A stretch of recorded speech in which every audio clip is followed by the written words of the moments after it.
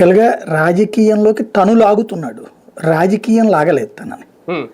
ఇందులో రాజకీయ పార్టీగా వైఎస్ఆర్ కాంగ్రెస్ పార్టీ ఏమన్నా ఆరోపిస్తే అప్పుడు తప్పు అవుతుంది. వైసీపీ ఆరోపించలేదు, తెలుగుదేశం ఏమనలేదు, భారతీయ జనతా పార్టీ ఏం మాట్లాడలేదు, కమ్యూనిస్టులు ఎవరు ఎత్తలేదు. రైట్ చేసుకుంది తనకు సంబంధించిన అమ్మాయి. అది వ్యక్తిగత వివాదంగానే ఉంచుకుంటే సరిపోతుంది. కాకపోతే అధికార అహంకారాన్ని ప్రదర్శించకూడదు. అతను పోలీస్ ఎస్పీ దగ్గరికి వెళ్ళాడు.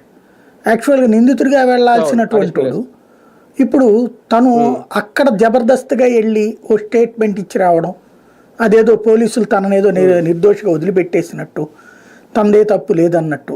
ప్రాక్టికల్గా ఒకటి, ఇందులో చట్ట ప్రకారం శిక్షించడానికి ఏమీ ఉండదు, సివిల్ మ్యాటర్ సరిగ్గా చెప్పాలంటే.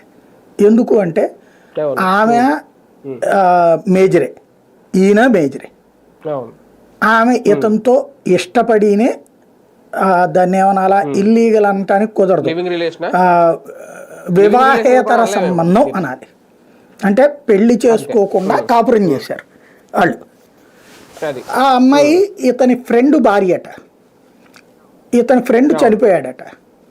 ఆ తర్వాత బిడ్డలు ఇద్దరు ఉంటే నీకెందుకు నేను చూసుకుంటానని చెప్పి వెంటున్నాడు ఇతను.